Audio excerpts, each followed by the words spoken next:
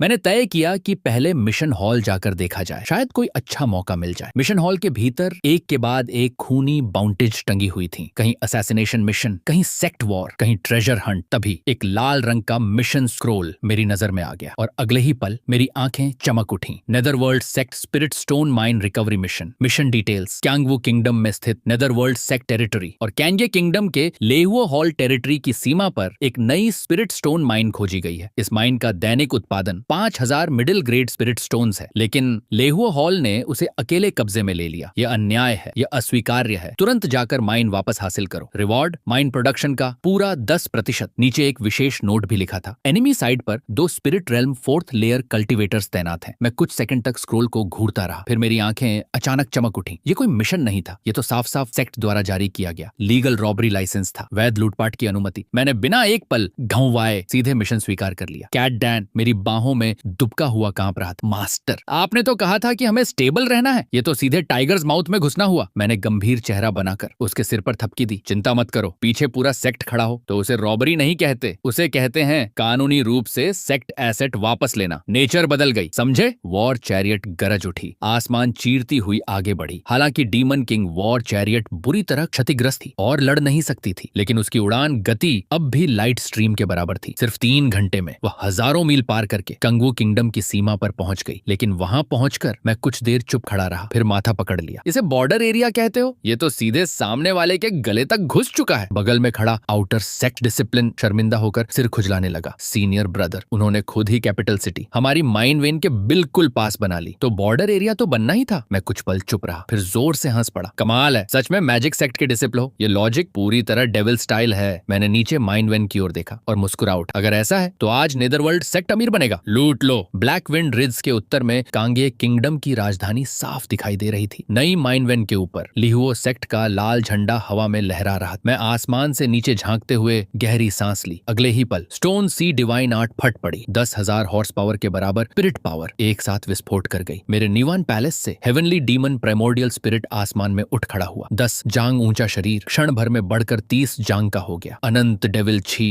आकाश को ढंकने लगी, मानो कोई एंशिएंट डीमन गॉड उतर आया हो। मैंने ब्लैक आयरन वॉर चैरियट को नियंत्रित किया और सीधे माइन वेन पर गिरा दिया। उसी समय माइन वेन के भीतर से दहाड़ सुनाई दी। कौन है जो हमारे लेवो सेक्ट पर हमला करने की हिम्मत कर रहा है? 2 लाइट शील्ड्स माइन से बाहर निकले। एक मोटा एल्डर, एक दुबला एल्डर, दोनों spirit realm 4th layer experts. वे क्रोध से दहाड़ते हुए मेरी ओर बढ़े, लेकिन उनका स्वागत हुआ अनगिनत अदृश्य सोर्ड शैडोज से। Stone sea into ocean, 10,000 swords return to origin. 10,000 horse power की शक्ति लगातार 4 बार फटी। हजारों सोर्ड छी मौत के तूफान में बदल गई। 100 मीटर का क्षेत्र क्षण भर में चूर्ण बन गया। मोटा एल्डर प्रोटेक्टिव गैंग छी तक नहीं खोल पाया और सीधे ब्लड मिस्ट बन गया। दुबले एल्डर ने शील्ड मैजिक ट्रेजर निकाला, मुश्किल से बचाव किया, लेकिन अगले ही पल 30 जांग ऊंचे हेवनली डीमन प्राइमोर्डियल स्पिरिट ने एक एक्स स्ट्राइक में उसे 2 टुकड़ों में बांट दिया। 2 समान स्तर के एक्सपर्ट, इंस्टेंट किल। दोनों प्राइमोर्डियल स्पिरिट्स डर के मारे भागना चाहते थे, लेकिन 9 डीमन बैनर्स पहले ही चारों दिशाएं बंद कर चुके थे। ब्लड लाइट झरने की तरह उतरी और मैंने दोनों प्राइमोर्डियल स्पिरिट्स को ऐसे पकड़ लिया मानो जेब से चीज निकाल रहा हूं। क्रैक! दोनों प्राइमोर्डियल स्पिरिट्स चूर चूर हो गए और 9 डीमन बैनर्स की शक्ति बन गए। कैट डैन की आंखें फटी रह गईं। मास्टर, आप बहुत ज्यादा क्रूअल नहीं हो गए? मैंने शांत चेहरा बनाए रखा और माइन केव की ओर चल पड़ा। ये क्रूएल्टी नहीं है, ये स्लेवेशन है। उन्होंने लॉ एनफोर्समेंट का विरोध किया, मैंने उन्हें कानूनी रूप से मुक्त कर दिया, पूरी तरह रीजनेबल। माइन केव के अंदर मिडिल ग्रेड स्पिरिट स्टोन्स के पहाड़ लगे थे। मैंने हाथ घुमाया और सब कुछ स्टोरेज बैग में भर लिया, फिर लेओ सेक्ट का झंडा जला दिया और उसकी जगह नेदरवर्ल्ड सेक्ट का ब्लैक डीमन बैनर गाड़ दिया। क्योंकि हाथ डाल ही दिया था तो काम पूरा होना चाहिए। मैं वॉर चैरियट पर चढ़ा और सीधे कैंगवू किंगडम के इंपीरियल पैलेस में जा उतरा। राजा डर के मारे कांप रहा। मैंने हाथ उठाया। बकवास मत करो, क्या कैंगे किंगडम को निगलना चाहते हो? उसके बाद 9 डीमन बैनर्स आसमान में फैल गए। हेवन, अर्थ, ह्यूमन, एसेंस, छी, स्पिरिट, 6 दिशाओं की शक्ति एक साथ सक्रिय हो उठी। ब्लड लाइट समुद्र बन गई। सोल ची आसमान तक भर गई। पूरा बैटलफील्ड सीधे असुरा हिल बन गया। मिलियन सोल्जर्स चीखने का मौका भी नहीं पा सके। उनका मांस सूख गया, खून उड़ गया। सोल, एसेंस, ची, सब कुछ 9 डीमन बैनर्स ने निगल लिया। एक अगरबत्ती जलने भर के समय बाद बैटलफील्ड पर केवल मिलियन कॉर्सेस बची थीं। एक युद्ध, एक देश समाप्त। 9 डीमन बैनर्स वापस लौट आए। उनकी ब्लड लाइट भीतर सिमट गई, लेकिन अब उनमें स्पिरिचुअल लाइट चमक रही थी। मिलियन लाइव्स की ब्लड सैक्रिफाइस के बाद ये डीमन बैनर स्पिरिट ट्रेजर बनने लगे थे। मैंने नीचे खंडहरों की ओर देखा और कांपते हुए कांगवू किंग से कहा, बाकी काम तुम संभालो। जिस दिन कैंगे किंगडम मिटा उस दिन इतिहास में लिखा गया योंगचंग ईयर 7 ऑटम। एक डीमन किंग वॉर चैरियट पर सवार होकर आया। मैजिक बैनर्स ने सूर्य ढंक दिया। मिलियन सोल्स बिखर गईं। वह मुस्कुराया और एक किंगडम मिट गया। फिर उसने केवल एक वाक्य कहा, ये अब मेरा है। कांगे किंगडम के विलय के बाद मैं पूरी तरह लोकल एम्परर बन चुका था। सेक्ट रूल्स के अनुसार मुझे केवल 10% स्पिरिट स्टोन्स मिलने थे, लेकिन मैंने कलम घुमाई और सीधे 50% अपने नाम कर लिए। बाकी 50% में से 40% और गायब हो गए। कारण mining loss, transportation loss, force majeure loss. कैट डैन बगल में बैठा हिसाब लगा रहा था। उसके माथे पर ठंडा पसीना आ गया। मास्टर, हमने 90% रख लिया, सेक्ट को सिर्फ 10% मिला। क्या ये थोड़ा ज्यादा नहीं हो गया? मैं हंस पड़ा। तुम्हें लगता है ये माइन वेन हमेशा हमारे पास रहेगी? जब तक मौका है उतना निकाल लो, वरना बाद में सब लेवो सेक्ट को लौट जाएगा। लोभ, निर्दयता, काला दिल, निर्मम हाथ। मैं डीमन कल्चरिवेटर के रास्ते पर दिन ब दिन आगे बढ़ रहा था, लेकिन कोई विकल्प नहीं था। कल्चरेशन पैसे के बिना नहीं चलती और डीमन किंग वॉर चैरियट की मरम्मत के लिए ग्रैंड एल्डर ने सीधे मांगे थे 1 lakh middle grade spirit stones. उधर लेवो सेक्ट भी चुप नहीं बैठा। उन्होंने बार बार डिसाइपल्स भेजे माइन वेन वापस लेने के लिए, लेकिन मेरे लिए वे चलते फिरते वॉलेट थे। किल,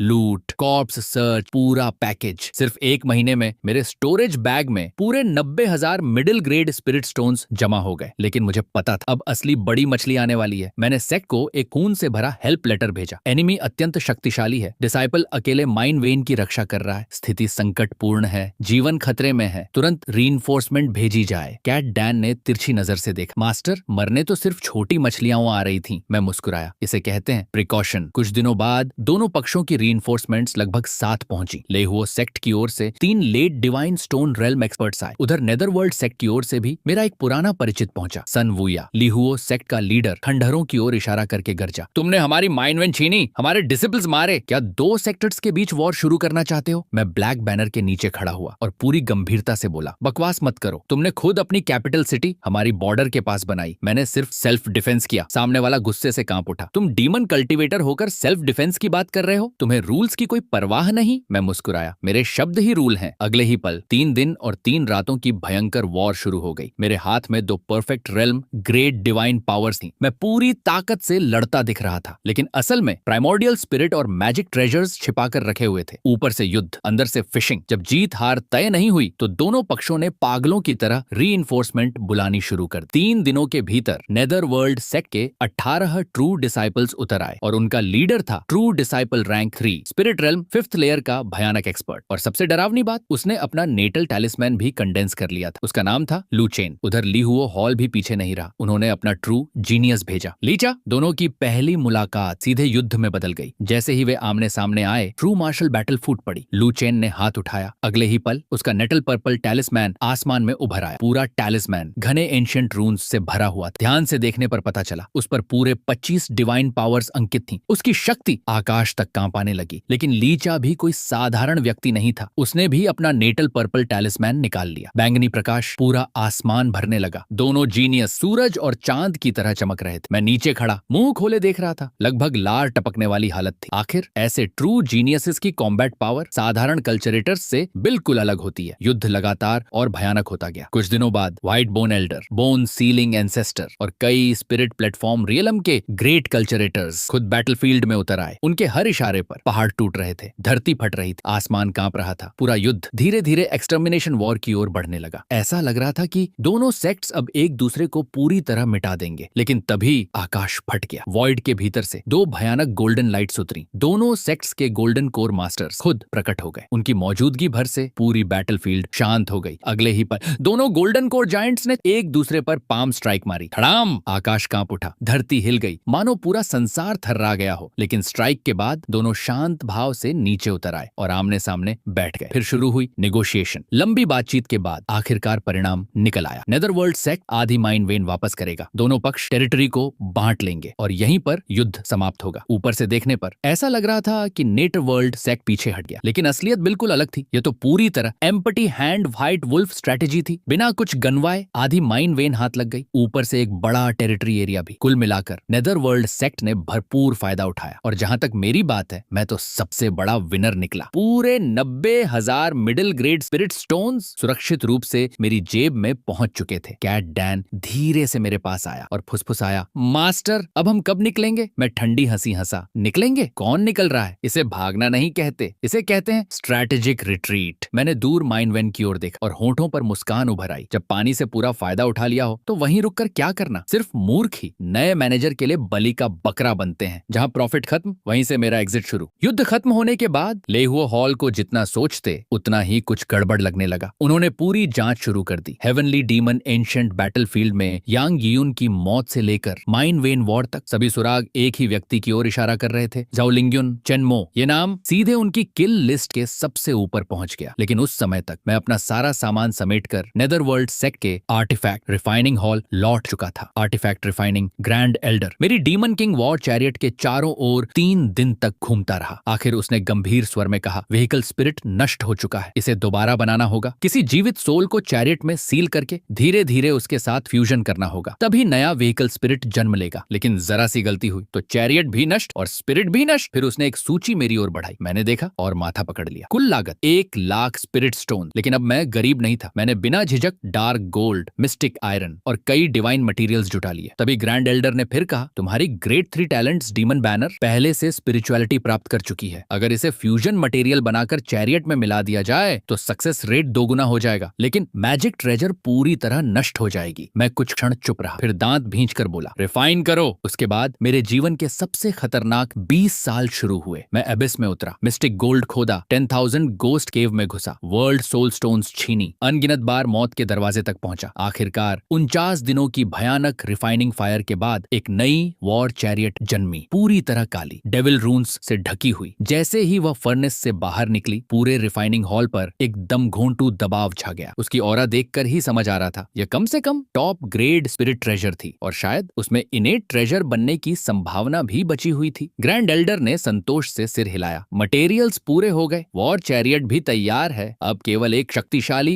इविल स्पिरिट चाहिए। फ्यूजन प्रोसेस छोटा हुआ तो कुछ दशक, लंबा हुआ तो 100 साल भी लग सकते हैं। क्या तुम इंतजार कर सकते हो? मैं कुछ कह पाता उससे पहले कैट डैन अचानक मेरी बाहों से कूद पड़ा। उसकी आंखों में पहली बार डर नहीं था, सिर्फ दृढ़ निश्चय था। मैं करूंगा। मैं चौंक गया। कैट डैन ने मेरी ओर देखा। हालांकि मैं अब हेवनली डीमन स्पिरिट नहीं रहा, लेकिन मेरा सोर्स इस चैरियट जैसा ही है। मैं दशकों से मास्टर के साथ हूँ, मुझसे बेहतर कोई नहीं। मैं कुछ देर उसे देखता रहा। दिल के भीतर अजीब सा एहसास उठा, ये रास्ता 9 मौत और एक जीवन वाला है। सोच लिया है? कैट डैन ने सिर ऊंचा कर लिया। सोच लिया। मैं हमेशा मास्टर की बाहों में छिपा रहने वाला बेकार कैट नहीं बनना चाहता। अगर सफल हुआ तो ये डीमन किंग वॉर चैरियट मेरा नया शरीर होगी और आगे से लड़ाई में मैं मास्टर के लिए रास्ता साफ करूंगा। उसकी बात सुनकर मैं लंबे समय तक चुप रहा। कैट डैन के फ्यूजन के लिए मैंने भारी कीमत देकर एंशिएंट फॉर्मेशन मास्टर गुस सीनियर ब्रदर को बुलाया। हम दोनों चुपचाप उस पुराने हेवनली डीमन बैटलफील्ड में पहुंचे। धरती से 3000 मीटर नीचे मैंने एक विशाल हॉल बनाया। वहीं गुस सीनियर ब्रदर ने 10,000 spirits return to one formation स्थापित की। फॉर्मेशन के केंद्र में डीमन किंग वॉर चैरियट रखी गई। चारों दिशाओं से एंशिएंट बैटलफील्ड की डेविल छी खींची जाने लगी। साथ ही sunlight, moon essence, star find light, सब कुछ चैरियट में प्रवाहित किया गया। फॉर्मेशन पूरा होने के बाद गुस सीनियर ब्रदर पसीना पोंछ रहा था। उसी क्षण मैंने हमला कर दिया। स्टोन सी डिवाइन सोर्डची, 20,000 हॉर्स पावर, एक ही वार। सोर्डची ने उसके सिर के पीछे से आर पार कर दिया। वह चीख भी नहीं पाया और वहीं मर गया। मैंने पहले दी हुई स्पिरिट स्टोन्स वापस ले ली, फिर उसकी लाश पूरी तरह नष्ट कर दी। कैट डैन की स्लीपिंग प्लेस दुनिया में किसी तीसरे व्यक्ति को नहीं पता चलनी चाहिए थी। फॉर्मेशन के बीचों बीच कैट डैन आखिरी बार मेरी ओर देख रहा था। मास्टर, अगर मैं सफल हो गया तो बाद में मुझे कूड़े की तरह मत ट्रीट करना। मैं हंस पड़ा। ठीक है, कैट डैन मुस्कुराया। मास्टर, अपना ख्याल रखना। कुछ क्षण बाद उसने धीमे स्वर में पूछा, क्या हम फिर मिलेंगे? मैंने बिना झिझक उत्तर दिया, जरूर। अगर इस जीवन में नहीं तो अगले जीवन में। अगले ही पल जाबा 10,000 spirits return to one formation सक्रिय हो गई। अनगिनत डेविल छी, सनलाइट, मूनलाइट, स्टारलाइट, सब कुछ वॉर चैरियट में समाने लगा। गोल्डन लाइट चमक उठी और कैट डैन की ऑरा धीरे धीरे मेरी संवेदना से गायब हो गई। मैंने हॉल का प्रवेश द्वार बंद कर दिया और इस रहस्य को 3000 मीटर धरती के नीचे दफना दिया। अगले जन्म में हम फिर मिलेंगे। सेक्ट लौटने के बाद मैं लंबे समय तक असहज रहा। रसोई शांत थी, कोई कैट डैन नहीं था और पहली बार मुझे सुरक्षा की कमी महसूस हुई, क्योंकि अब मेरे पास कोई ढंग का मैजिक ट्रेजर भी नहीं बचा था। इसीलिए मैंने फैसला किया, कल्चरेशन को धीमा करूंगा और पूरा ध्यान डिवाइन पावर्स पर लगाऊंगा। मेरा लक्ष्य था एक सुप्रीम नेटल टैलिस्मैन बनाना। नेटल टैलिस्मैन 5 स्तर की होती है, व्हाइट टैलिस्मैन, रेड टैलिस्मैन, पर्पल टैलिस्मैन, गोल्डन टैलिस्मैन और पर्पल गोल्ड टैलिस्मैन। लू चेन की 25 डिवाइन पावर्स वाली पर्पल टैलिस्मैन पहले ही टॉप जीनियस की श्रेणी में आती थी, लेकिन मैं उससे भी अधिक चरम रास्ता चुनने वाला था। नेटवर्ल्ड सेक्ट की 12 ग्रेट डिवाइन आर्ट और सभी फॉरबिडन टेक्निक मेरे लिए खुली थी। मैंने लंबा क्लोज्ड डोर कल्चरेशन शुरू किया। पहले 100 वर्षों में demon source disintegration art, nether ghost claw, blood find divine thunder, इन सबको परफेक्ट रेल्म तक पहुंचाया। दूसरे 100 वर्षों में 9 yin demon coffin, corroding bone heart transformation art, soul seizing wing technique, सब कुछ परफेक्ट रेल्म तक पहुंचा। जब मेरी उम्र 350 वर्ष हुई, मैं अब भी divine consciousness realm full completion पर था। मेरे पुराने साथी सन वुया जैसे लोग पहले ही स्पिरिट रेल्म 5th लेयर तक पहुंच चुके थे। सेक्ट में हर कोई मेरा मजाक उड़ाता था, कहते थे मैं बहुत ज्यादा डिवाइन पावर सीख रहा हूं, अपना भविष्य खुद बर्बाद कर रहा हूं, लेकिन मुझे कोई फर्क नहीं पड़ता था। डिवाइन कॉन्शियसनेस रेल्म की लाइफ स्पैन 400 वर्ष थी। मेरे पास अभी भी 50 साल बचे थे। अंतिम 50 वर्षों में मैंने अपनी सारी पोटेंशियल जला दी। 30 वर्षों में 10 फॉरबिडन माइनर डिवाइन आर्ट्स को परफेक्ट रेल्म तक पहुंचा दिया। अब मेरे शरीर में 11 परफेक्ट ग्रेट डिवाइन पावर्स थी और 15 परफेक्ट माइनर डिवाइन पावर्स। भले ही मेरे पास sect level supreme divine art नहीं थी, लेकिन ऐसी नींव पूरी कल्टीवेशन वर्ल्ड को हिला सकती थी। मैंने केव मैंशन सील कर दी, गहरी सांस ली और स्पिरिट रेल्म 5th लेयर पर ब्रेक थ्रू शुरू कर दिया। सक्सेस तो पर्पल टैलिस्मैन जन्म लेगी, फेलियर तो सोल डिस्पर्सल। लेकिन जब मैं क्लोज्ड कल्टीवेशन में था, बाहर की दुनिया उलट चुकी थी। ताइजी सेक्ट का पियरलेस जीनियस चू तियांगसी स्पिरिट प्लेटफॉर्म रेल्म में ब्रेक थ्रू कर चुका था। पीठ पर एंशिएंट सोर्ड लटकाए वह एक एक कर सभी सेक्ट्स को चुनौती दे रहा था। 108 बैटल्स, एक भी हार नहीं। सोर्ड दाव पूर्णता के शिखर पर पहुंच चुकी थी और इसी दिन वह नेदरवर्ल्ड सेक्ट के माउंटेन गेट पर पहुंचा। उसकी आवाज पूरे सेक्ट में गूंज उठी। ताइजी सेक्ट चू तियांगसी दाव सीकिंग के लिए आया है। नेदरवर्ल्ड सेक्ट का नंबर 1 ट्रू डिसाइपल लियू गुई, जन्मजात नेदर गोस्ट बॉडी का मालिक, सीधे सामने आ गया। पहले ही वार में उसने टॉप डिवाइन आर्ट छोड़ी, नेदरवर्ल्ड इटर्नल गोस्ट हैंड, लेकिन सिर्फ 10 मूव्स के भीतर वह पूरी तरह दब गया। मजबूर होकर उसने अपना ट्रम्प कार्ड निकाल लिया। उसके सिर के ऊपर 6 लेयर स्पिरिट प्लेटफॉर्म प्रकट हुई। अनगिनत घोस्ट स्पिरिट्स उसके चारों ओर घूमने लगी। सेक्ट के डिसिपल खुशी से चिल्ला उठे, सीनियर ब्रदर लियू गुई इनविंसिबल। लेकिन चू तियांगसी सिर्फ मुस्कुराया। अगले ही पल उसके सिर के ऊपर blood coloured 7 layer spirit platform उभरी। सोर्ड छी आसमान चीरने लगी। 7 लेयर स्पिरिट प्लेटफॉर्म, पूरा बैटलफील्ड स्तब्ध रह गया। अदृश्य सोर्ड बॉडी जाग उठी और 7 परतों की शक्ति ने अनगिनत इविल गोस्ट को पल भर में काट डाला। स्पिरिट प्लेटफॉर्म टूट गई। लियू गुई ने खून उगला और बेहोश होकर गिर पड़ा। उसका डाओ हार्ट पूरी तरह टूट चुका था। एक ही युद्ध में नेदरवर्ल्ड सेक्ट का नंबर 1 ट्रू डिसाइपल पराजित हो गया और चू तियांगसी शांत भाव से चारों ओर देखने लगा। चू तियांगसी की नजर चारों तरफ घूमी। उसकी आंखों में अत्यधिक घमंड था। उसका रवैया इतना अहंकारी था कि पूरा नेदरवर्ल्ड सेक्ट भड़क उठा। गुस्से में नेदरवर्ल्ड सेक्ट के दर्जनों एलीट ट्रू डिसाइपल्स एक साथ मैदान में उतर आए। मैजिक ट्रेजर्स चमक उठी। डिवाइन पावर्स आसमान ढकने लगी। पूरा आकाश रंग बिरंगी ऊर्जा से भर गया। लेकिन तभी चू तियांगसी ने अपने सिर के ऊपर मौजूद 7 लेयर स्पिरिट प्लेटफॉर्म को सक्रिय किया। अगले ही पल एक टॉप टियर डिवाइन आर्ट फूटी। ताइये सुप्रीम गेंगजिन स्वॉर्ड जी आकाश को चीरती हुई बाहर निकली। बस एक बार, सिर्फ एक बार, दर्जनों ट्रू डिसिपल्स एक साथ खून उगलते हुए पीछे जा गिरे। कोई भी उसका सामना नहीं कर पाया। नेटरवर्ल्ड सेक्ट के माउंटेन गेट के सामने लाशें बिखर गईं। घायल डिसिपल्स कराहने लगे। सिर्फ एक तलवार ने नेदरवर्ल्ड सेक्ट की 100 वर्षों की प्रतिष्ठा मिट्टी में मिला दी। ठीक उसी निर्णायक क्षण पर नेदरवर्ल्ड सेक्ट के golden core sect master Feng Juyu प्रकट हुए। उनकी ऑरा उतरते ही पूरा आकाश कांप उठा। उन्होंने बिना कुछ कहे अपनी आस्तीन लहराई और एक हथेली आगे बढ़ाई। धड़ाम, भयानक शक्ति फूट पड़ी। चू तियांगसी सीधे हवा में उछल गया। उसके मुंह से खून निकल पड़ा। लेकिन सबकी उम्मीदों के विपरीत फेंग जुयू ने उसे मारने की कोशिश नहीं की। उन्होंने बस उसे घायल किया और जाने दिया। यह देखकर सेक्ट के एल्डर बुरी तरह भड़क उठे। सेक्ट मास्टर, उस घमंडी लड़के को क्यों छोड़ दिया? उसे यहीं खत्म कर देना चाहिए था। फेंग जुयू का चेहरा बेहद गंभीर। कुछ पल बाद उन्होंने भारी आवाज में कहा, उसे मारना आसान है, लेकिन उसके पीछे खड़ी शक्ति, उसे मारना आसान नहीं। उन्होंने आकाश की ओर देखा और धीमे स्वर में बोले, ताइये सेक्ट सिर्फ ताइये सुप्रीम सेक्ट की एक शाखा है और ताइये सुप्रीम सेक्ट ऐसा सुप्रीम ओवरलॉर्ड है जो हमारी सेक्ट को एक उंगली से 1000 बार मिटा सकता है। ये सुनते ही सभी एल्डर चुप हो गए। हर किसी के चेहरे पर बेबसी छा गई। दूसरी ओर चू तियांगसी बिना रुके लेहुओ हॉल पहुंच गया। वहां उसका स्वागत विशेष अतिथि की तरह किया गया। लेहुओ हॉल के सेक्ट मास्टर जोर जोर से हंस रहे थे। नेदरवर्ल्ड सेक्ट की इस पीढ़ी के सभी जीनियस लगभग बर्बाद हो चुके हैं। उनका डाव हार्ट टूट चुका है। आने वाले 100 वर्षों में नेदरवर्ल्ड सेक्ट निश्चित रूप से पतन की ओर जाएगा। उस दिन खिड़की के बाहर लेहुओ हॉल के लाल झंडे हवा में लहरा रहे थे, मानो जीत का उत्सव मना रहे हों। और दूसरी तरफ नेटरवर्ल्ड सेक्ट के ऊपर घने काले बादल छाए हुए थे। एक बड़ा संकट धीरे धीरे करीब आ रहा था। लेकिन उस समय मैं इन सब बातों से पूरी तरह अनजान था। मैं अब भी उस अंधेरी सूर्यहीन सीक्रेट चेंबर में क्लोज डोर कल्टीवेशन कर रहा था। रुको, असली पावर अप अभी बाकी है। जल्दी से अकामी एनिमे को सब्सक्राइब करो। करो और वीडियो को लाइक कर दो।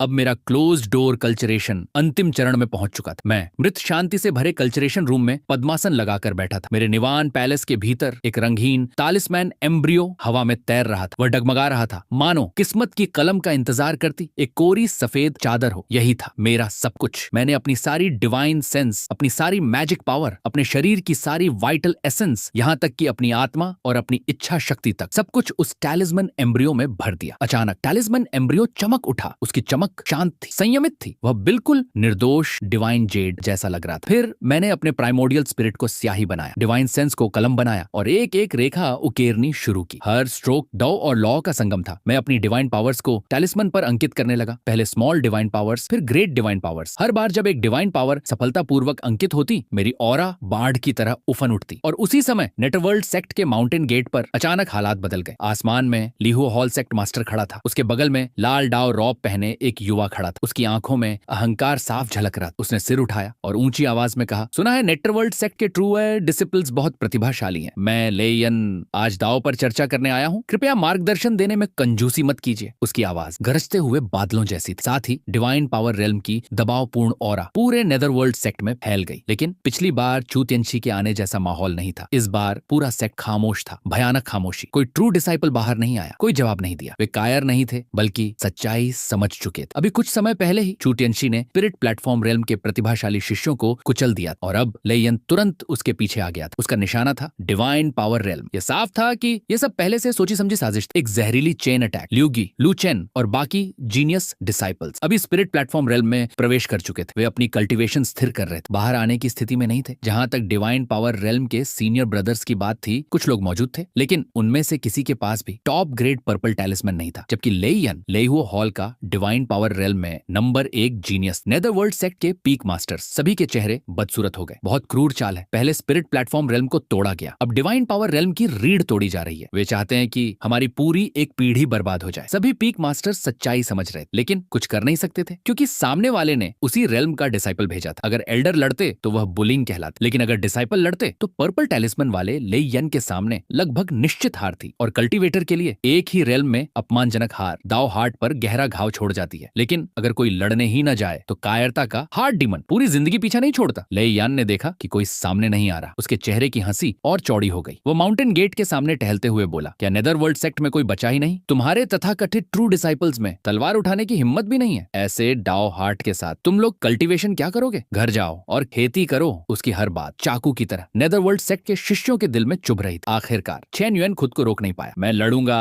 वह दहाड़ते हुए बाहर निकला। उसका नेटल टेलिस्मैन उड़कर बाहर आया। वह एक चमकदार रेड टेलिस्मैन था। लेयन ने एक नजर डाली और हंस पड़ा। रेड टेलिस्मैन, तुम भी मुझे चुनौती दोगे? शर्म नहीं आती? युद्ध शुरू हुआ और लगभग शुरू होते ही खत्म भी हो गया। आधा धूपदान भी नहीं जला था कि क्वीन युआन खून उगलते हुए पीछे जा गिरा। लेकिन लेयान यही नहीं रुका। वह आगे बढ़ा और अपने पैर से क्वीन यान की छाती पर चढ़ गया। फिर खुलेआम उसका अपमान करने लगा। क्वीन यान का गुस्सा सीधे दिल पर चढ़ गया और वह वहीं बेहोश हो गया। इसके बाद सनवुया ने दांत भींचे और मैदान में उतर गया। लेकिन उसका हाल भी कुछ अलग नहीं था। 2 जीवित उदाहरण सामने थे और अब पूरा नेदरवर्ल्ड सेक्ट अपमानजनक खामोशी में डूब चुका था। लेयान हाथ पीछे बांधकर खड़ा था। चेहरे पर तिरस्कार भरी मुस्कान थी। नेटरवर्ल्ड सेक्ट के ट्रू डिसिपल्स बस इतने ही हैं? मैं तो बहुत निराश हुआ। ये शब्द एक एक करके मेरे कानों तक भी पहुंच रहे थे। इस समय मैंने 11 ग्रेट डिवाइन पावर्स और 15 स्मॉल डिवाइन पावर्स सफलतापूर्वक अंकित कर दी थी। मेरा नेटल डिवाइन टैलिस्मैन निवान पैलेस में तैर रहा था। बैंगनी और लाल रोशनी उसके चारों ओर लहरा रही थी। वह पहले ही एक टॉप ग्रेड रेड टैलिस्मैन बन चुका था, सच्चे पर्पल टैलिस्मैन से बस एक कदम दूर। लेकिन यही एक कदम आसमान और जमीन का फर्क था। मैंने लू चेन सीनियर ब्रदर का पर्पल टैलिस्मैन देखा था। उसकी शक्ति निम्न स्तर के टैलिस्मैन्स के लिए पूर्ण विनाश थी। पूरी ताकत से इस्तेमाल करने पर वह स्पिरिट प्लेटफॉर्म रेल्म के शुरुआती एक्सपर्ट से भी टक्कर ले सकता था। ऐसी शक्ति देखने के बाद मैं रेड टैलिस्मैन पर कैसे रुक जाता? उसी समय लेयन की आवाज फिर गूंजी, क्या नेटरवर्ल्ड सेक्ट में कोई बचा ही नहीं? ये आवाज मेरे दिल पर हथौड़े की तरह पड़ी। मैंने अचानक आंखें खोल दी। मेरी आंखें खून की लाल नसों से भर चुकी थी। सब कुछ दांव पर लगा दूंगा। मैंने दांत भींच लिए। अगले ही पल मैंने सेक्ट की फॉरबिडन टेक्निक सक्रिय कर दी। Magic origin disintegration, great art. ये technique heavenly demon disintegration art से विकसित हुई थी। हालांकि यह सीधे आत्मविनाश नहीं करती थी, लेकिन इसकी कीमत भी किसी से कम नहीं थी। लेकिन इस टेक्निक की कीमत भी बहुत बड़ी थी। ये कल्टीवेटर की सबसे कीमती चीज उसकी लाइफ स्पैन को जलाती थी। बदले में पोटेंशियल, कॉम्प्रिहेंशन और कॉम्बैट पावर को कुछ समय के लिए आसमान तक पहुंचा देती थी। अचानक मेरे शरीर से एक सड़ी हुई ऑरा निकलने लगी। मेरे बाल नंगी आंखों से सफेद होने लगे। मेरी त्वचा की चमक गायब हो गई। जीवन शक्ति तेजी से खत्म होने लगी। लेकिन बदले में मेरी कॉम्प्रिहेंशन एक अभूतपूर्व स्तर पर पहुंच गई। वह अंतिम ग्रेट डिवाइन आर्ट जो इतने वर्षों से पूर्ण नहीं हो रही थी, white bone great hand seal, उसकी सारी मिस्ट्रीज मेरे दिमाग में बाढ़ की तरह उमड़ पड़ी। Entry level, small success, great success और फिर परफेक्शन। सिर्फ 1/4 घंटे में मैंने वह रास्ता तय कर लिया जिसे पूरा करने में दूसरे कल्टीवेटर्स को दशकों लग जाते। मैंने दांत भींच लिए और जीवन शक्ति के तेजी से नष्ट होने का दर्द सहते हुए अपनी डिवाइन सेंस को चाकू बनाया। फिर इस perfect white bone great hand seal को नेटल टेलिस्मन पर अंकित करना शुरू कर दिया। एक स्ट्रोक, दूसरा स्ट्रोक, तीसरा स्ट्रोक और आखिरकार अंतिम स्ट्रोक भी पूरा हो गया। लेकिन उसी क्षण मेरी लाइफ स्पैन भी अपनी सीमा के करीब पहुंच चुकी थी। मेरी आंखों के सामने अंधेरा छाने लगा। मेरी आत्मा लगभग बिखरने वाली थी और तभी नेटल टेलिस्मन के ऊपर चमक रही सारी लाल रोशनी अचानक निगल ली गई। उसे निगल लिया एक अत्यंत शक्तिशाली, अत्यंत शुद्ध और अत्यंत महान बैंगनी प्रकाश ने। धड़ाम, गहरा पर्पल लाइट पूरे निवान पैलेस में फट पड़ा। पर्पल टैलिस्मैन सफल हो चुका था। अगले ही पल पर्पल टैलिस्मैन के भीतर से असीम लाइफ एसेंस बाहर फूट पड़ी। वह मेरे शरीर में वापस भरने लगी। बुढ़ापा उल्टा चलने लगा। पर्पल टैलिस्मैन मेरी हर मेरिडियन को धोने लगा। सूखी हुई त्वचा फिर से जीवंत हो गई। सफेद बाल जड़ों से काले होने लगे। चेहरे की सारी झुर्रियां एक एक कर मिट गईं और उसी क्षण मैंने सफलतापूर्वक प्रवेश किया। Divine power realm 5th layer. इस रेल्म में प्रवेश करते ही लाइफ स्पैन सीधे 100 वर्ष बढ़ जाती थी। मैं सिर्फ ब्रेक थ्रू नहीं कर पाया था, मैंने मौत को भी हरा दिया। मैंने अचानक आंखें खोल दी और सिर उठाकर जोर से हंसा। हा हा हा। उसी क्षण एक चमकदार पर्पल लाइट पिलर मेरे डिवाइन पावर पीक से आसमान की ओर फूट पड़ा। वह बादलों को चीरता हुआ सीधे स्वर्ग तक जा पहुंचा। कल्टीवेशन चेंबर का पत्थर का दरवाजा धमाके के साथ टूट गया। पर्पल लाइट चारों ओर फैल गई और पूरे नेदर वर्ल्ड सेक्ट को रोशन कर दिया। माउंटेन गेट के सामने लेयन के चेहरे की मुस्कान उसी पल जम गई। पर्पल टैलिस्मैन, मैं पर्पल लाइट में लिपटा हुआ आसमान से नीचे उतरा। धीरे धीरे युद्ध भूमि के बीचों बीच आकर खड़ा हो गया। मेरे चारों ओर नेटल पर्पल टैलिस्मैन घूम रहा था। उसमें अंकित थी 12 ग्रेट डिवाइन आर्ट और 15 स्मॉल डिवाइन आर्ट। बैंगनी रोशनी बह रही थी और उसकी प्रेशर पहाड़ जैसी भारी थी। एक डिसिप्ल चीख पड़ा, सीनियर ब्रदर चेन, क्या ये वही नहीं है जो 200 साल से डिवाइन पावर ग्रेट परफेक्शन पर अटके हुए थे? दूसरा डिसाइपल अविश्वास से बोला, मैंने तो सोचा था उनकी प्रतिभा खत्म हो चुकी है। किसने सोचा था कि वो अचानक आसमान छू लेंगे? नेदरवर्ल्ड सेक्ट के डिसाइपल्स उत्साह से पागल हो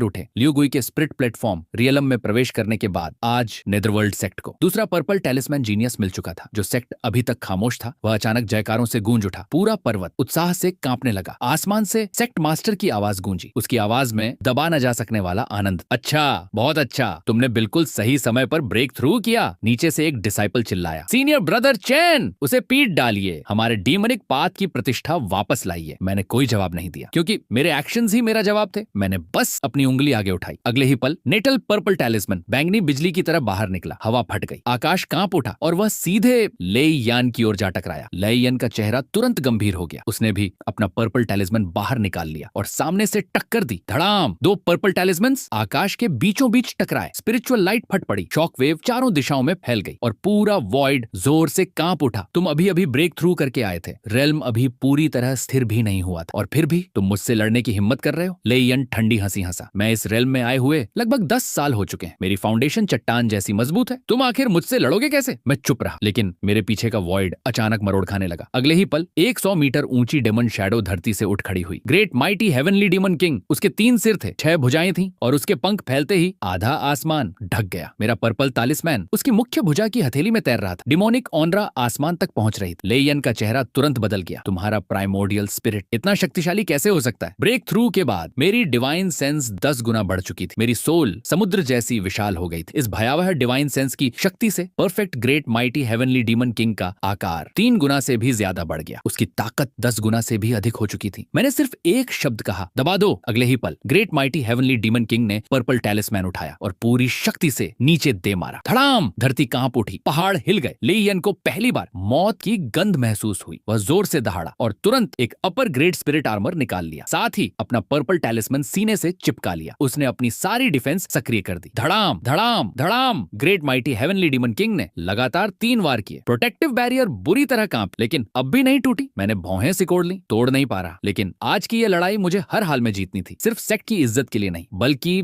उस legendary top tier divine art के लिए भी। नेदरवर्ल्ड इटर्नल हैंड, अगर मैं यह युद्ध जीत गया और महान योगदान दे दिया तो सेक्ट मास्टर शायद मुझे सेक्ट की सुप्रीम डिवाइन आर्ट दे देंगे। ये सोचते ही मेरी आंखों में पागलपन चमक उठा। अगले ही पल मैंने फिर से फॉरबिडन टेक्निक सक्रिय कर दी। Magic origin disintegration great art. इस बार सीधे 50 साल की लाइफ स्पैन जला दी। मेरे बाल फिर से सफेद होने लगे, चेहरे पर उम्र की रेखाएं उभर आईं, लेकिन बदले में मेरी डिवाइन सेंस फिर विस्फोटक रूप से बढ़ गई। पहले से मौजूद 10 लाख हॉर्स पावर की डिवाइन सेंस एक और भयावह ऊंचाई पर पहुंच गई। रार great mighty heavenly demon king ने आसमान की ओर दहाड़ लगाई। उसका शरीर 300 मीटर तक फैल गया। वह अब किसी एंशिएंट डीमन गॉड जैसा दिख रहा था। उसकी हथेली में मौजूद पर्पल टैलिस्मैन बैंगनी सूरज की तरह चमक रहा था। फिर उसने एक मुक्का मारा, कड़क प्रोटेक्टिव बैरियर टूट गई। ली यान का पर्पल टैलिस्मैन उड़ गया और ली यान खुद उल्का पिंड की तरह जमीन में धंस गया। उसका शरीर खून और मांस का ढेर बन चुका था, लेकिन मैं रुका नहीं। Blood find divine thunder, divine sense ocean. मैंने एक साथ 2 परफेक्ट ग्रेट डिवाइन आर्ट्स चला दी। अनगिनत सोर्ड छी लेयन के शरीर को छलनी कर गई। फिर ब्लड फील्ड डिवाइन थंडर उस पर टूट पड़ी और उसका शरीर सीधे कोयले में बदल गया। उसी समय एक छोटा सा प्रिमोडियल स्पिरिट बाहर निकला। वह लेयन था। उसका प्रिमोडियल स्पिरिट अपना मध्यम पर्पल टैलिस्मैन पकड़े हुए था। उसकी आंखों में सिर्फ भय था। वह मुड़ा और भागने लगा। जब तक प्रिमोडियल स्पिरिट बचा था वह बॉडी पोजेशन करके दोबारा जी सकता था। भागना चाहते हो? मैंने ठंडी आवाज में कहा। Great mighty heavenly demon king ने फिर हाथ उठाया। सेक्ट मास्टर मुझे बचाइए। लेयन का प्राइमोडियल स्पिरिट निराशा से चीख उठा। उसी क्षण लेहुओ हॉल सेक्ट मास्टर का चेहरा बदल गया। उन्होंने तुरंत हमला कर दिया। एक विशाल फायर पाल्म मेरी ओर बढ़ी, लेकिन तभी आसमान से एक गोल्डन पाल्म प्रिंट उतरी। धड़ाम! उसने फायर पाल्म को रोक लिया। वह नेदरवर्ल्ड सेक्ट मास्टर थे। उन्होंने ठंडी हंसी के साथ कहा, मेरे सामने तुम जूनियर को दबाना चाहते हो? तुम्हारी औकात नहीं है। नेदरवर्ल्ड सेक्ट को चुनौती दी है तो सोल डिस्ट्रक्शन के लिए तैयार रहो। धड़ाम! 2 गोल्डन कोर एक्सपर्ट्स की हथेलियां टकराईं। लेहुओ हॉल सेक्ट मास्टर एक कदम पीछे हट गए और उसी समय great mighty heavenly demon king का हाथ नीचे गिर चुका था। नहीं! लेयन की अंतिम चीख गूंज उठी। ठप! उसका प्राइमोडियल स्पिरिट एक ही वार में चकनाचूर हो गया, लेकिन मैं फिर भी नहीं रुका। ब्लड फील्ड डिवाइन थंडर लगातार बरसती रही। मैंने कोई भी बच निकलने की संभावना नहीं छोड़ी। अब लेयन सचमुच मर चुका था। उसकी सोल और स्पिरिट दोनों पूरी तरह नष्ट हो चुके थे। आसमान में एक ओनरलेस पर्पल टैलिस्मैन तैर रहा था। मैंने हाथ बढ़ाया और उसे अपनी ओर खींच लिया। यह वस्तु टॉप ग्रेट स्पिरिट आर्टिफैक्ट के बराबर थी और रिफाइनिंग मटेरियल के रूप में अत्यंत मूल्यवान थी। इस तरह लिहुओ हॉल सेक्ट का आक्रामक चैलेंज पूरी तरह असफल हो गया। मैंने सिर उठाया और सीधे आसमान में खड़े लिहुओ हॉल सेक्ट मास्टर को देखा। उनकी आंखों में भयानक किलिंग इंटेंट उबल रहा, लेकिन नेदरवर्ल्ड सेक्ट मास्टर की ऑरा ने उन्हें बांध रखा था। वे कुछ नहीं कर सकते थे। आखिरकार उन्होंने ठंडी हंकार भरी और चले गए। नेदरवर्ल्ड सेक्ट मास्टर मेरे पास उतरे। उनकी आंखों में संतोष। बहुत अच्छा किया। 7 दिन बाद मेन हॉल में मुझसे मिलना। मैं तुम्हें डिवाइन आर्ट दूंगा। यह सुनते ही मेरे दिल का बोझ उतर गया। मेरी जान की बाजी व्यर्थ नहीं गई थी। माउंटेन गेट के सामने दबी हुई खुशियां आखिरकार फूट पड़ी। सीनियर ब्रदर चैन अमर रहे। सीनियर ब्रदर चैन सबसे शक्तिशाली हैं। हर डिसाइपल जोश में चिल्ला रहा था। उनकी आंखों में श्रद्धा और जुनून भरा हुआ था। भीड़ के किनारे क्वीन युआन खड़ा था। वह मुझे देख रहा था। उसके चेहरे पर जटिल भाव। उसे याद आया कई साल पहले का माना टेस्ट, जब उसने मुझे एक मामूली जूनियर समझकर नजरअंदाज कर दिया था। लेकिन आज हम दोनों के बीच आसमान और जमीन का अंतर था। कोई जोर से बोला, ले यान भी कुछ खास नहीं था। दूसरा हंसा, बिल्कुल। सीनियर ब्रदर चेन ने उसे इतनी बुरी तरह हराया कि पर्पल टैलिस्मैन सेल्फ डिस्ट्रक्ट करने की भी हिम्मत नहीं हुई। एक और डिसिप्लिन बोला, अगर उसने पर्पल टैलिस्मैन सेल्फ डिस्ट्रक्ट कर दिया होता तो सीनियर ब्रदर चेन भी खतरे में पड़ जाते। यह सुनकर मेरे दिल में हल्की लहर उठी। मैं अच्छी तरह जानता था नेटल टैलिस्मैन को सेल्फ डिस्ट्रक्ट किया जा सकता है। लेयन आखिरी पल तक उम्मीद लगाए बैठा था कि सेक्ट मास्टर उसे बचा लेंगे। वह 100 साल की मेहनत से बने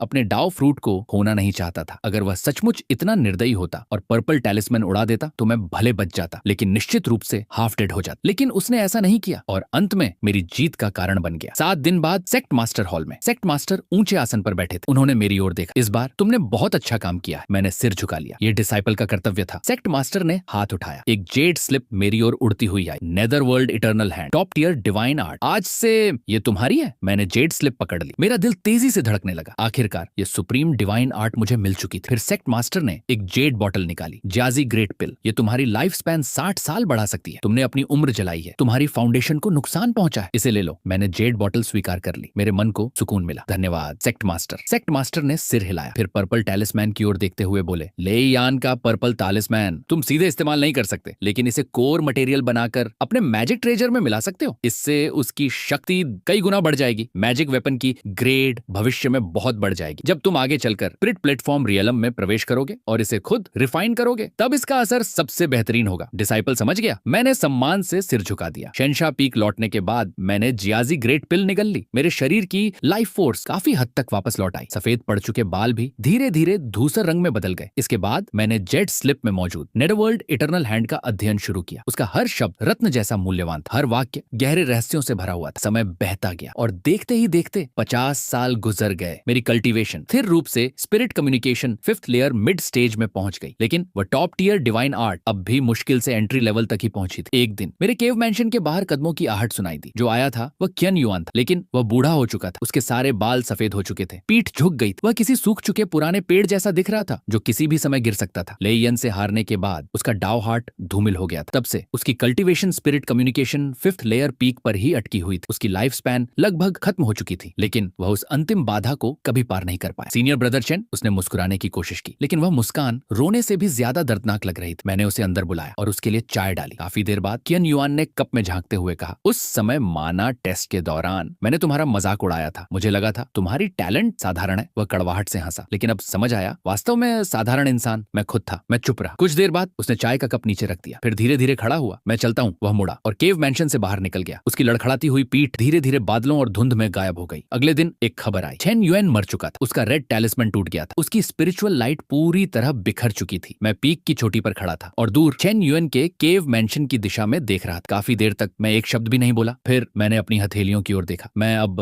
spirit communication 5th layer 7th stage में था, लेकिन मेरी बची हुई लाइफ स्पैन सिर्फ कुछ दशकों की थी। मैंने मन ही मन सोचा, क्या इतना समय मुझे स्पिरिट प्लेटफॉर्म रेल्म तक पहुंचाने के लिए काफी होगा? जवाब तुरंत आया, नहीं, बिल्कुल नहीं। मैं कभी कोई असाधारण प्रतिभा नहीं था। पर्पल टैलिस्मैन बनाने के लिए मैंने अपनी जिंदगी का बहुत बड़ा हिस्सा खर्च कर दिया। इसी वजह से मेरी कल्टीवेशन स्पीड शुरू से ही दूसरों से पीछे रह गई। हाँ, पर्पल टैलिस्मैन ने मुझे रियलम क्रॉस करके लड़ने की ताकत दी थी, लेकिन उसी के साथ उसने मेरे भविष्य की कीमत भी वसूल ली थी। अब मेरे सामने सबसे बड़ा दुश्मन कोई और नहीं बल्कि समय खुद था। तुमने गहरी सांस छोड़ी। यही तो पेड़ लगाने और धान बोने के बीच का चुनाव। अगर पेड़ उगाओ तो डाओ का रास्ता लंबा हो जाता है, अगर धान बो तो दूसरों के हाथों कुचले जाने का खतरा रहता है। बॉडी पोजेशन करके पुनर्जन्म लेना आखिरकार एक बाहरी रास्ता था। फाउंडेशन अस्थिर रहे, पोटेंशियल सीमित हो जाती, और यह मुझे बिल्कुल स्वीकार नहीं था। मेरे पास अब सिर्फ एक ही रास्ता बचा था, लाइफ एक्सटेंशन वाले हेवनली ट्रेजर्स ढूंढना। कुछ समय बाद मुझे खबर मिली, वैनबाओ सिटी में एक विशाल ऑक्शन होने वाली थी। सुना था वहाँ यिन यांग लॉन्गिविटी पिल जैसी दुर्लभ वस्तु नीलाम होगी। मैंने फैसला कर लिया, इस बार किस्मत को आजमाना ही होगा। रवाना होने से पहले मैं एक बार फिर हेवनली डीमन वैली बैटलफील्ड पहुंचा। गुफा अब भी वहीं थी, फॉर्मेशन अब भी चल रही थी और मैजिक वॉर चैरियट शांत खड़ी थी। मैंने लेयन का पर्पल टैलिस्मैन वॉर चैरियट के ऊपर रख दिया। माउदान, मुझे दूर जाना पड़ रहा है, ये चीज तुम्हारे लिए छोड़ रहा हूँ। वॉर चैरियट हल्का सा कांपी, मानो उसने जवाब दिया हो। मैं मुस्कुराया, फिर मुड़ा, एक हथेली से गुफा का द्वार बंद किया और बिना पीछे देखे सोर्ड फ्लाइट में निकल पड़ा। 3 दिन बाद एक वीरान पर्वतीय जंगल में मैं अचानक रुक गया। फ्लाइंग सोर्ड से नीचे उतरा। हवा में 3 अलग अलग किलिंग इंटेंट तैर रही थी। मैंने शांत स्वर में कहा, बाहर आ जाओ। घने जंगल से 3 लोग बाहर निकले। सबने लाल दाव रोप पहन रखी थी। लेहुआ हॉल सेट बीच में खड़ा था। एक मिडिल एज्ड कल्चरिवेटर, उसकी औंदरा अथाह थी। स्पिरिट प्लेटफॉर्म रियलम, और उसके पीछे 2 डिवाइन पावर रियलम कल्चरिवेटर्स खड़े थे। दोनों के शरीर के चारों ओर पर्पल टैलिस्मैन की चमक घूम रही थी। वे भी पर्पल टैलिस्मैन जीनियस थे। मिडिल एज्ड आदमी ने बर्फ जैसी ठंडी निगाहों से मुझे देखा। चैन मो,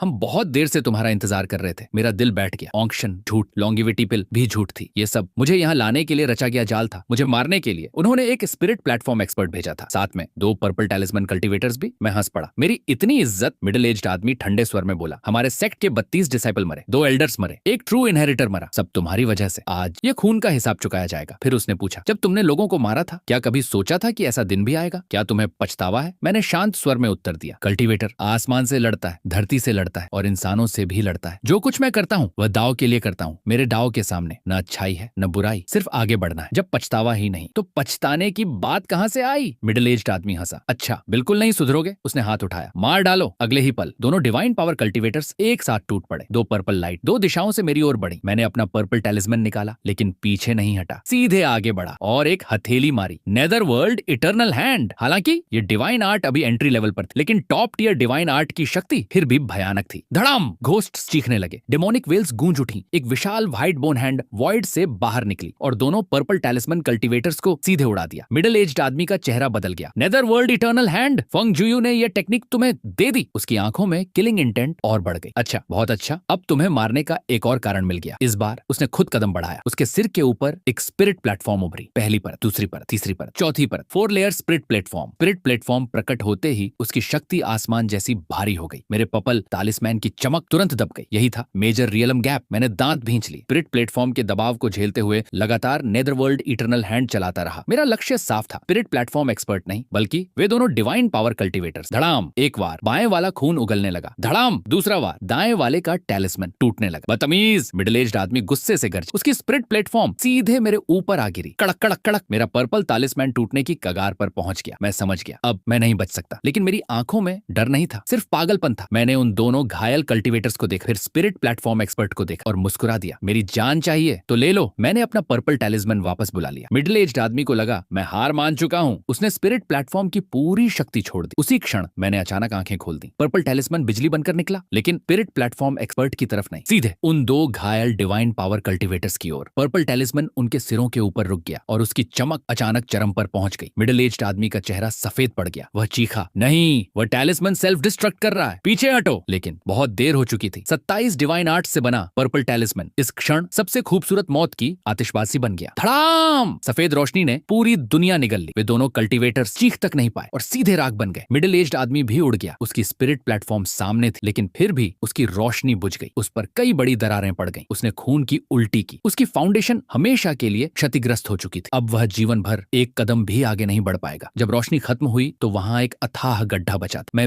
उस गड्ढे के बीच खड़ा था। पूरा शरीर खून से लथपथ। पर्पल तालिस्मैन टूट चुका था। डेंटियन खाली हो चुका था। प्राइमोर्डियल स्पिरिट बिखर रही थी। मैं मर रहा था। मैंने सिर उठाया और गड्ढे के किनारे खड़े उस स्पिरिट प्लेटफॉर्म एक्सपर्ट को देखा। उसका चेहरा हरा पड़ चुका था, आंखों में भय भरा था। मैं मुस्कुराया। उसने दांत पीसते हुए कहा, पागल। मैं हंस पड़ा। खून मेरे मुंह से बहने लगा और तभी मुझे माओदान याद आ गया। वह डरपोक लेकिन बहुत बातूनी स्पिरिट। पता नहीं वह जागा भी होगा या नहीं, लेकिन मुझे कोई अफसोस नहीं था। मैं नेदरवर्ल्ड सेक्ट का ट्रू इनहेरिटर बना। स्पिरिट कम्युनिकेशन 5th लेयर तक पहुंचा। पर्पल टैलिस्मैन बनाया। लगभग 500 साल जिया और आखिर में अपना पर्पल टैलिस्मैन सेल्फ डिस्ट्रक्ट करके 2 डिवाइन पावर कल्टिवेटर्स को साथ ले गया। एक स्पिरिट प्लेटफॉर्म एक्सपर्ट को अपाहिज बना दिया। मेरी मौत शानदार, इतनी शानदार कि शायद इसका मूल्यांकन भी बुरा नहीं होगा। उसी समय एंशिएंट बुक खुल गई। सुनहरी रोशनी उभरी। H simulation settlement, name Zhao Lingyun, life span 483 years, cultivation, spirit communication 5th layer, realm divine power, realm life record. इस जीवन में तुम शेंशा पीक एल्डर के डिसाइपल बने। हेवनली डीमन वैली बैटलफील्ड से अपनी यात्रा शुरू की। परीक्षाएं पार की। लाइट इनहेरिटेंस प्राप्त की। बाद में ट्रू इनहेरिटर बने। 12 ग्रेट डिवाइन आर्ट्स सीखी। 15 माइनर डिवाइन आर्ट्स सीखी। 380 वर्ष की आयु में पर्पल नेटल टैलिस्मैन सफलतापूर्वक बनाई। गेट चैलेंज में ली यान को हराया। सेक्ट मास्टर से top tier divine art netherworld eternal hand प्राप्त। जियाजी ग्रेट पिल से पुरस्कृत हुए। केन युआन की मृत्यु के बाद अपने सीमित लाइफ स्पैन पर शोक किया। 430 वर्ष की आयु में लेहुओ हॉल सेक्ट के घात में फंसे। पर्पल टैलिस्मैन सेल्फ डिस्ट्रक्ट की। 2 डिवाइन पावर कल्टिवेटर्स को मार डाला। एक स्पिरिट प्लेटफॉर्म एक्सपर्ट को गंभीर रूप से घायल किया। दाओ के लिए प्राण त्याग दिए। Achievement golden 5 stars, point earned 50,000। Evaluation, तुम निर्दयी थे अपने प्रति भी और अपने शत्रुओं के प्रति भी। तुमने लाखों मॉर्टल लाइव्स की परवाह नहीं की, लेकिन दाओ के मार्ग पर आखिरी सांस तक पीछे नहीं हटे। सेल्फ डिस्ट्रक्ट करना है तो कर दूंगा, पर्पल टैलिस्मैन बनानी है तो बना लूंगा, और उड़ानी है तो बिना झिझक उड़ा भी दूंगा। यही तो एक असली डीमन कल्टिवेटर की पहचान थी। ये सोचकर मेरे चेहरे पर मुस्कान आ गई। पूरे 50,000 अचीवमेंट पॉइंट्स और पिछले सिमुलेशन से बचे हुए 5,000 पॉइंट्स, यानी कुल मिलाकर 55,000 पॉइंट्स। इतने पॉइंट्स देखकर मेरा दिल तेजी से धड़कने लगा। अगर इन्हें सही तरह बांटा जाए तो हर एट्रीब्यूट 10,000 से ऊपर पहुंच सकता था, और अगर ऐसा हुआ तो मैं सीधे आसमान छू लूंगा। इस जीवन की शुरुआत में मैं सिर्फ एक spirit platform realm great cultivator का रजिस्टर्ड डिसाइपल बना था, लेकिन मेरी विजन पिछले जीवनों से कहीं ज्यादा ऊंची हो चुकी थी। मेरे पास मौजूद रिसोर्सेज, डिवाइन आर्ट्स और मैजिक ट्रेजर सब कुछ पहले से कई गुना बेहतर था। इस क्षण मैंने एक बात गहराई से समझी। किसी इंसान की स्टार्टिंग पॉइंट वाकई बहुत मायने रखती है। मैंने बिना झिझक फैसला कर लिया, अगर खेलना है तो इस बार बड़ा खेलेंगे। शिजिया ब्लड लाइन सीधे प्लस 20,000 पॉइंट। इसके बाद मैंने फिर एट्रीब्यूट पैनल खोला। एप्टीट्यूड प्लस 10,000 पॉइंट, फिर कॉम्प्रिहेंशन प्लस 10,000 पॉइंट। अगले ही पल दोनों एट्रीब्यूट्स 10,000 की सीमा पार कर गए। एप्टीट्यूड 10,000 से ऊपर, कॉम्प्रिहेंशन 10,000 से ऊपर। ऐसी प्रतिभा पिछले सभी जीवनों से कहीं अधिक भयानक होने वाली थी, और उसके ऊपर 20,000 पॉइंट्स की शिजिया ब्लड लाइन। ये सोचकर मेरी आंखों में चमक उभर आई। इस जीवन में मुझे पूरा विश्वास कि मैं एक बार इटर्नल गोल्डन कोर जायंट बनने की कोशिश कर सकता हूँ। एक ऐसा अस्तित्व जिसका नाम युगों तक याद रखा जाए। जहां तक बचे हुए पॉइंट्स की बात थी, मैंने उन्हें खर्च नहीं किया। 15,000 पॉइंट्स वैसे ही बचा कर रख दिए, क्योंकि कल्टीवेशन वर्ल्ड में कुछ भी हो सकता था। अगर जन्म लेते ही किसी पुराने मॉन्स्टर एंसेस्टर से टकरा गया, या किसी ऐसे ग्रेट डीमन से जो बिना पलक झपकाए लोगों को मार देता हो, तो कम से कम मेरे पास दोबारा उठ खड़े होने की पूंजी तो होगी। सारे पॉइंट्स एलोकेट हो चुके थे। एंशिएंट बुक हल्के से कांपी। सुनहरी रोशनी फिर से चमक उठी। Point allocation complete. The 9th life simulation will now begin. Good luck host. सुनहरी रोशनी घूमने लगी। एंशियंट बुक के पन्ने धीरे धीरे पलटने लगे। मैंने गहरी सांस ली, दिल में उत्साह भर गया। इस बार मैंने अपने ऊपर सचमुच भारी निवेश किया। अब देखना था इन 55,000 पॉइंट से बनाई गई 9वीं जिंदगी आखिर मुझे किस ऊंचाई तक ले जाएगी। अगर आपको इसके बाद की कहानी जाननी है तो 8,000 सब्सक्राइबर्स और 3,000 लाइक्स पूरे कर दो। टारगेट पूरा होते ही मैं इसका नेक्स्ट पार्ट अपलोड कर दूंगा।